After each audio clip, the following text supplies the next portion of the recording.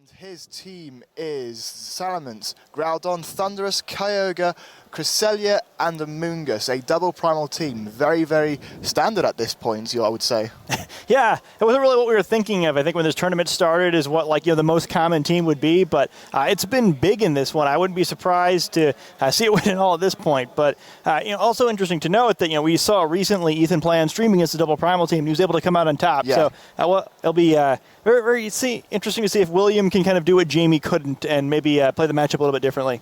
Yeah, but we are finally going to be getting to see this top four. This is an insane matchup. William Tansley has probably clinched the paid invite at this point. Ethan Hall is still probably fighting for it. He was approaching this tournament with 355 championship points. He's gaining a good 400 in this one, but he ideally would want to go all the way. So what do you think? What do you think of this matchup?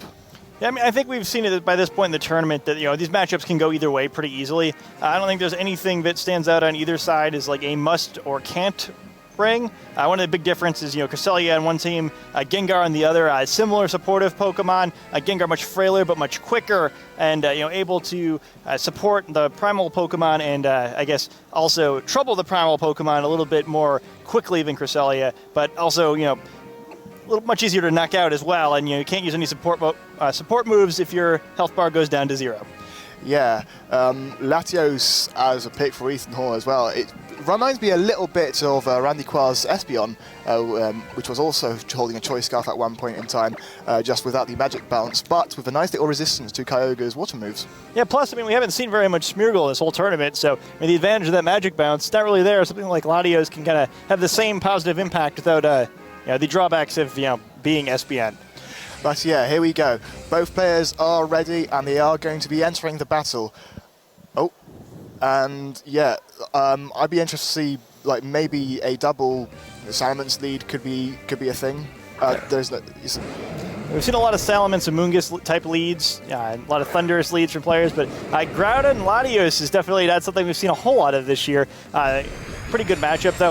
The Groudon mirror is always really awkward to play, but Latios very good against Groudon. However, expecting that Latios is holding that Choice Scarf, I really don't want to be paralyzed by a Thunder Wave from Thundurus, so things that could happen from both sides here that are a little dangerous. That is very true, but in the meantime, Latios with a Draco Meteor really does do quite a little bit of damage, especially because we can imagine it be a modest Latios if it's holding the Choice Scarf, as it doesn't need as much speed training. Yeah, we've seen a bunch of Salamence do pretty impressive damage to Groudon with Draco Meteors earlier in the tournament, and Latios Draco Meteor is much stronger, so I don't know if it would still pick up that knockout, but definitely enough damage that it would be very close to putting Groudon out of commission on its own. So something William's going to have to be careful with here. Both of the Pokemon on Ethan's side of the field are capable of doing huge amounts of damage to Groudon. Yes, but with the Thunder Wave, there's also the 25% chance. Yeah. So yeah, I think that'll be a lot of a danger here, where I think it's very likely to see a Protect or a switch from Williams Groudon, and Ethan's going to want to play it safe there, where it's going to be dangerous to try to go after Thundurus too aggressively, but you don't want to give up paralysis for free. You got to be careful with what's switching in potentially. Just a turn where I think both players are going to have to try not to lose.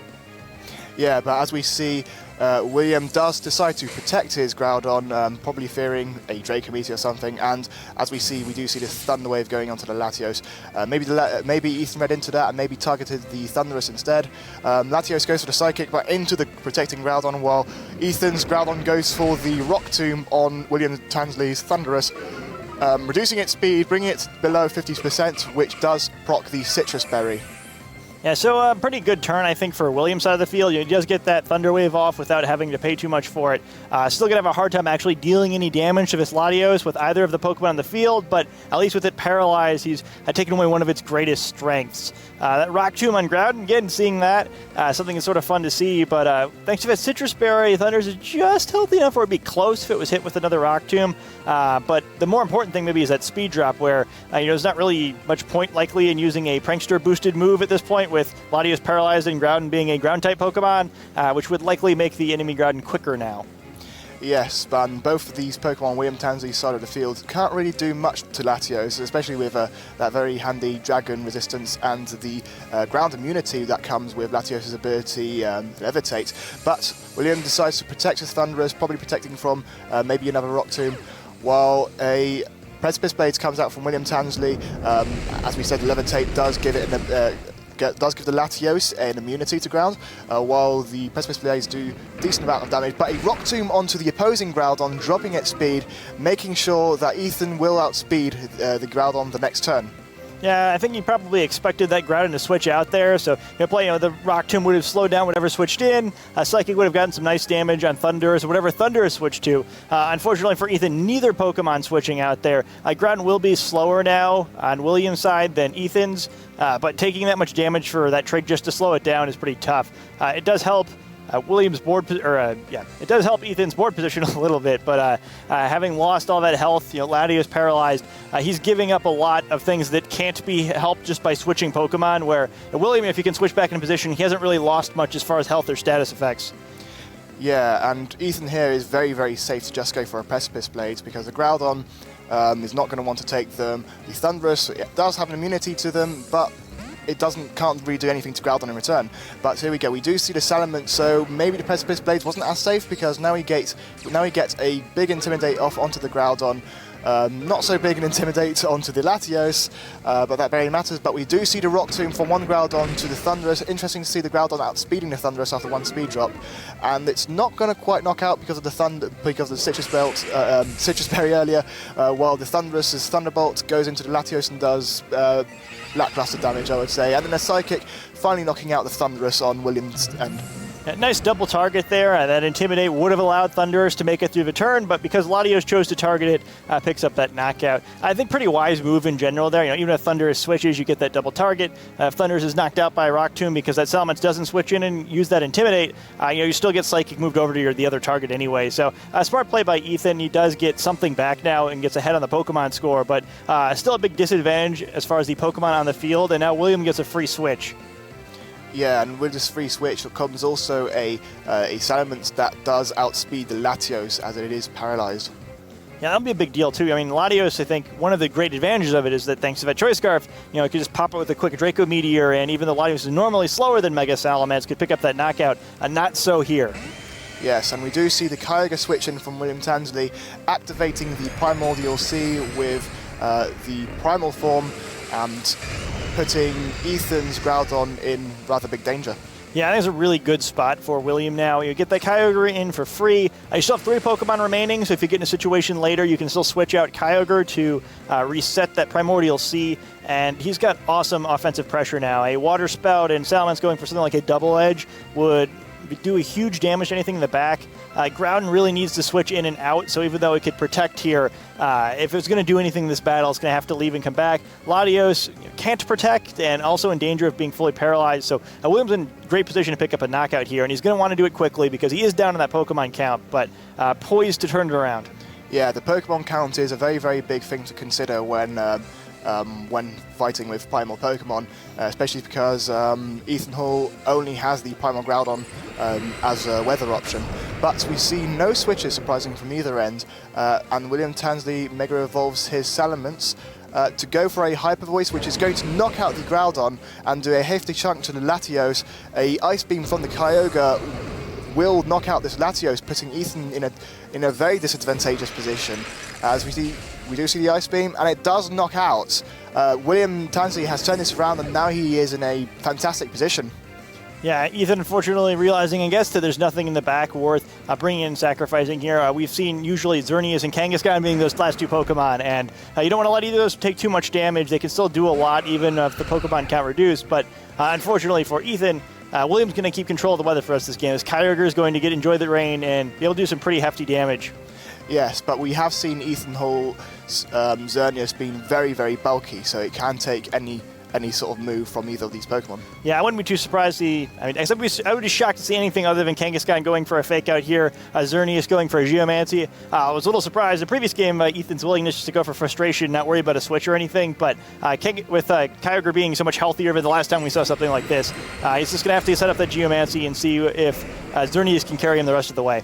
But we see the Mega Evolution from Ethan Hall's Kangaskhan going for the fake out onto the Kyogre. We see no protects from William Tansley's end. Does a decent chunk to Kyogre. while Salamence does go for the double edge, maybe hoping for a critical hit on the Xerneas. Not quite a critical hit, doing about more than 50%. Xerneas goes for the Geomancy, boosting all of its stats, and now Ethan suddenly has turned it around because the Salamence is not going to want to take a move from the Xerneas, and a Dazzling Gleam plus a normal boosted attack from the Kangaskhan will deal with this Kyogre.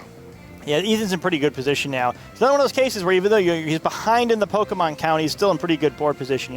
I guess just as William's first Pokemon being knocked out allowed him to take some knockouts. Now, both of the Pokemon Ethan's side being knocked out has set up his board very nicely. And we also see this Kangaskhan Xerneas duo kind of leading matchups for teams. I think as the season has progressed, players have learned that it works a little bit better to bring that maybe from the back after some of those counters to Xerneas have been worn down. And it's going to be really difficult now for William to find a way to carry the rest of his game. Yeah, sometimes having Kangaskhan in the very, very back as a final option is devastating, really, because a big fake out, especially because a fake out does a surprising lot of damage as well. So in the end of the game, it can be dangerous. But we do see a Dazzling Gleam going right onto the protecting Kyogre, but the non-protecting Salamence. So Salamence does get knocked out, giving William Tansley a free switch. Yeah, now that Groudon comes in, we see both primal Pokemon, and with 2 restricted Pokemon on William's side of the field, it's going to be his chance to come back in the game, but Kyogre's Protect is down, so if Ethan wants to, pretty easy to pick off that Kyogre and just kind of bring it down to, if Groudon can survive long enough to deal with both of these Pokemon. That bulk of Xerneas is going to be really important here.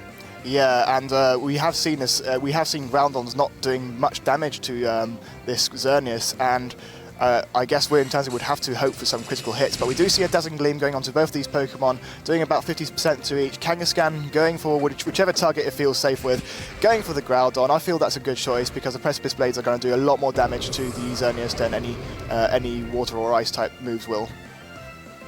But as we see, it hits twice, Groudon goes down, and presumably maybe oh yeah, was that Kyogre protecting? Did it not go for a move? Must have. I see a quick forfeit here, and Ethan takes game 1. A little surprised to see the way he played the rest of that game there, where I'm not really sure what Kyogre was going to accomplish, but not much. Yeah, just a tough spot there. I mean, once again, we see the power of that Xerneas coming from the back. I really like just kind of the general concept, too, of bringing Kangaskhan in as one of your reserve Pokemon. I think one of the issues with leading it is you just kind of end up faking out into double protects a lot, whereas later in the game, often one of the Pokemon have used their protect already, and you can kind of get a few more opportunities than you might normally get to actually get that flinch and put your opponent into a tougher spot. Well, yeah, we did see Ethan did bring the Latios, but although it did do some decent damage, it was just sort of there, just doing damage. I guess Ethan got lucky that it did get knocked out in the time that in when it was appropriate for him, because then he was able to switch on in that deadly duo of Kangaskhan and Xerneas. Yeah, I don't think that was as great a game for Latios as the previous time we saw Latios in the field. It kind of just showed why Latios isn't a super popular Pokemon, where some games it's going to be really good, and some games it's going to have trouble to accomplish much. With Psychic and Dragon as main attacking types, there's a lot of Pokemon that it can't do a lot of damage to. Fortunately for Ethan, no Steel-type Pokemon on William's team, something that would have been unthinkable even just last year, I think. But, Latios, is it a good choice here? Maybe not. At the very least, I think he's going to have to try to find a way not to get it paralyzed. But one weird thing about Ethan's team is it's really difficult for him to switch at all. We've seen a lot of defensive play throughout this tournament. Ethan's going in a very different direction, where with that Choice Scarf Latios, you'd think he'd want to bring it in and out a little bit more, but he usually can't. He wants to keep Kangaskhan healthy. He wants to keep Xerneas healthy.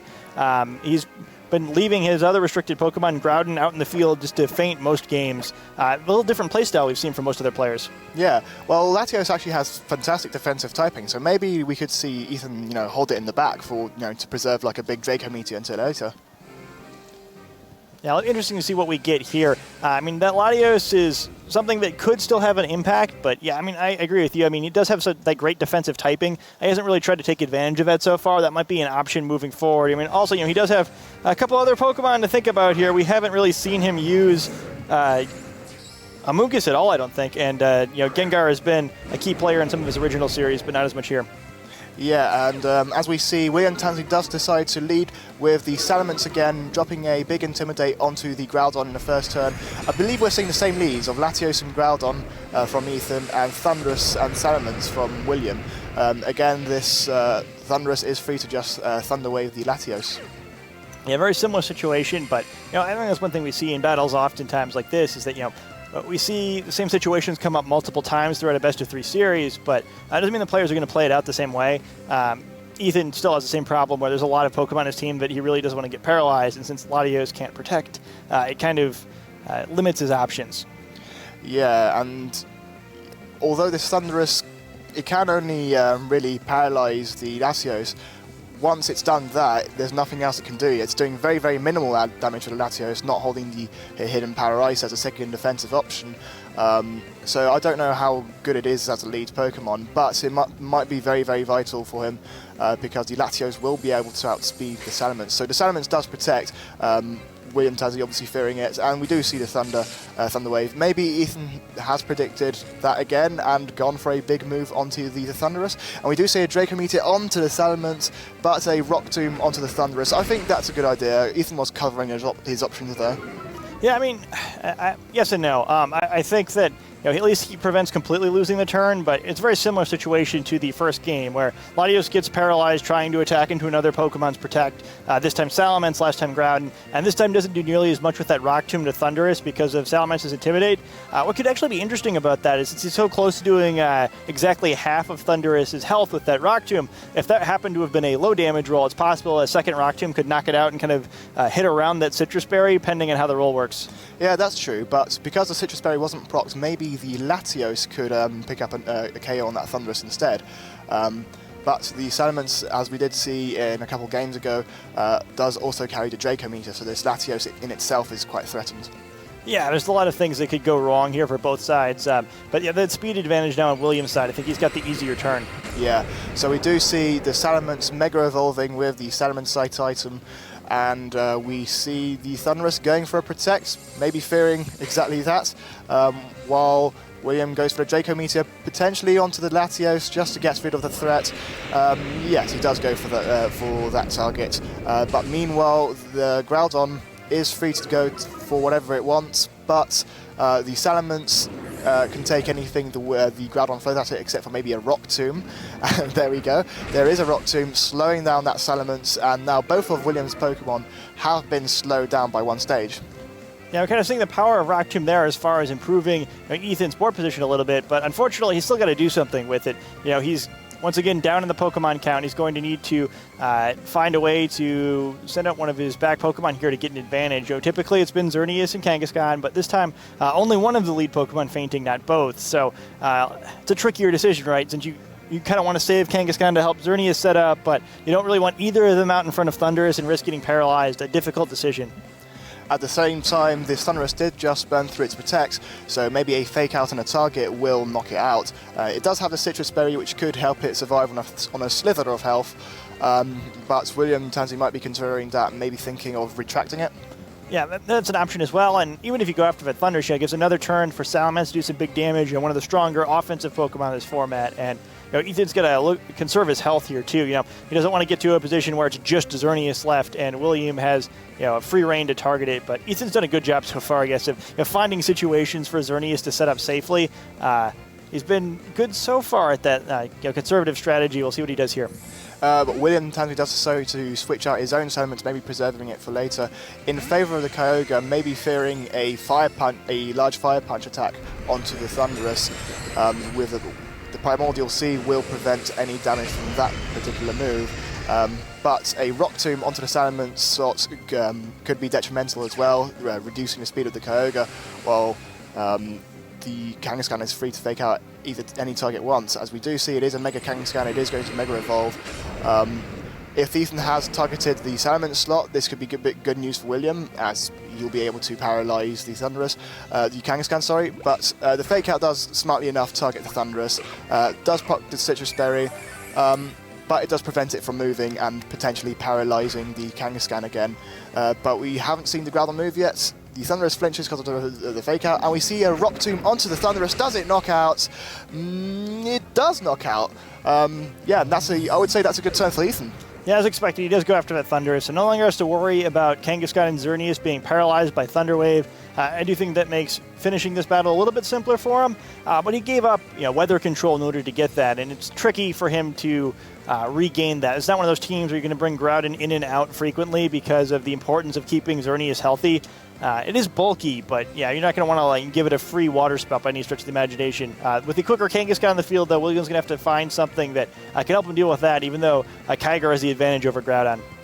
Yeah, and the Salamence does switch back in, but I can't imagine any way that Salamence will knock out the Kangaskhan in one hit, except for, maybe with a critical hit. But the Kangaskhan is free to go for a, strong, normal boosted move onto Kyogre. The Groudon doesn't like the position it's in, but it doesn't want to switch out either. Yeah, that's kind of the awkward thing, is it almost has to fight it out, but doing so likely not to end super well. Kangaskhan likely to go after Kyogre here, to try to reduce that health. Incentive for both players to protect their primals. There's a lot of things that could happen because the probability of Pokemon on both sides protecting kind of, does either of them want to be kind of gutsy and attack around that and try to target the other Pokemon down even though their own Pokemon's in danger. Once again, turn full out of mind games. We've seen a lot of that this weekend. Yeah, and we do see the Hyper Voice from the Salamence. It's going to do a decent chunk to both of these Pokemon. Kangaskhan does go for the Frustration right onto the Kyogre, damaging it quite badly, below 50%. We see which one is first. We do see the Rock Tomb onto the Salamence, slowing it down even more. And let's see what this Kyogre does, because a Water move, a Water Spout could probably knock out both of these Pokemon. We see a Scald onto the Groudon, and I think that is actually okay for Ethan, because with a Xerneas switch in, and both of these Pokemon being relatively slower than the Xerneas now. It's not a bad spot. Xerneas can just choose to go for the Dazzling Gleam if it wants to, and probably pick up both knockouts. The temptation, of course, is to get that Geomancy up. You think he may need it to finish the game, doesn't need it this turn, so it's kind of a matter of making the decision. You're like, how many hits can I afford to take before I get this Geomancy off? Also, it's very advantageous to get down to one Pokemon on the opposing side, get rid of the reduction in damage from spread moves, that sort of thing. So a lot of things are going to happen here, but I think Ethan has once again played this into a good spot where Xerneas comes out healthy in a situation where it has the advantage. Yeah, it's very well played by Ethan. The Kyogre is in range of another return, potentially, while the Salamence might want to go for the Double Edge into Kangaskhan, but I don't know whether that would be enough to pick up the knockouts. Yeah, I think that'll be a really close one. And again, targeting Kangaskhan is dangerous here. Kangaskhan needs to go because, can knock out Kyogre from here or Salamence, but it's not the threat either. Yeah, William Tansley decides to keep his Kyogre for later, interestingly enough, sending out his own Groudon, which we haven't actually seen yet, so it will be able to take the return quite well. It's all about what happens here, though. If Kangaskhan targets down Salamence and Xerneas goes for the Geomancy, the game's probably over. He's got to hope for that Dazzling Gleam. Yeah, but a Geomancy could also be dangerous, but let's see what the Salamence targets. We do see a Kangaskhan Frustration onto, yes, the Groudon. The Groudon's going to take that relatively well. We're actually doing over 50%, about the same as the Kyogre. That's kind of surprising. But we do see the Dazzling Gleam. The Salamence will slow down quite a bit earlier, so Dazzling Gleam does pick up the KO on the Salamence, putting William Tansley in a not very good position, because both of his primals are in range of a fast Kangaskhan return, and even then the Xerneas can go for a Geomancy and win it from here. Yeah, it's actually just another situation where even though he got the Geomancy, the frustration was not on the target he was hoping for there, and the combination of Kangaskhan hitting either target and Xerneas moonblasting the other is going to be tough to come back from here. Yeah, that's true. But the Xerneas is on the bulky side, but so maybe we can. Maybe it's not quite doesn't have quite as much training into its speed, but maybe it's a bulk speed Xerneas. I don't know what the call is here. Yeah, either way, I mean Kangaskhan's so quick that it's going to be a big problem here. Probably will knock out whatever it targets if it doesn't hit into that Protect. Yeah, the Kyogre does go for Protect, and we do see the Frustration onto the Protecting Kyogre, while the Precipice Blades do come out, but we do see an Avoid from the Kangaskhan's end. An Avoid from the Xerneas' end does target the Kangaskhan, hit the Kangaskhan, and a Moonblast is going to just about pick up the knockout on Groudon. yeah, Ethan is still going to be able to close out this game because Return is just going to knock out the Kyogre. Yeah, player shakes hands there. Ethan's got that 2-1 Pokemon advantage, and Kangaskhan alone, or Xerneas alone would be enough here. He ends with Pokemon more than he needs. A really impressively played series by Ethan. We haven't seen a whole lot of Xerneas so far. Ethan excited to be making the finals of the UK National Championships. Just really great job so far. You know, every game we kind of see him get Xerneas out at just the right time, and he's able to sweep once again. Yeah, and this means he potentially might be winning the paid trip to the World Championships in San Francisco, and I bet you'll be very, very excited about that. Yeah, what a game. What would you say about that? Yeah, I mean, I think he played really great once again. It's kind of an exciting story, too. You know, there were a lot of really strong players in Top Cut who had excellent seasons. It seemed like Ethan was a little bit more of a long shot. You know, he didn't have that big championship points total coming in, but, you know, having a great day at the National Championships is all it takes to fix your season sometimes. Send you with one of those paid trips and those Day 2 invites to the World Championships. The national level events, they give out the most championship points of any tournament, and Ethan's going to take home a big haul today. Yeah, he is going to take that. That is, I believe, 500 championship points, and with the 355 championships he had before, that's 855 championship points, putting him in good contention for the paid trip. We will be back very, very shortly with an interview with Ethan Hall. Stay tuned.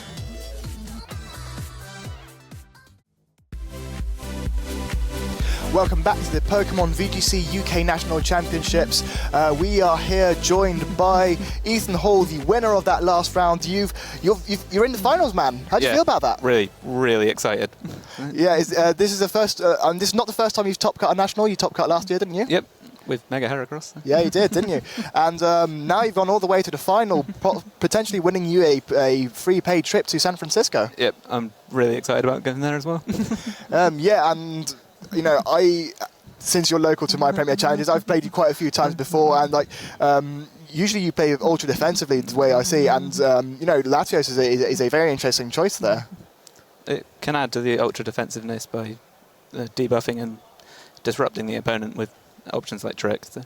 But yeah, you played that very well in the very first game when Latios got knocked out and you had the free switching for both Xerneas and Kangaskhan. That's usually a lead matchup almost, but it's almost like you were given a free chance to start the game again. I just wanted to weaken enough stuff to get it set, and then I was just waiting for the double knockout.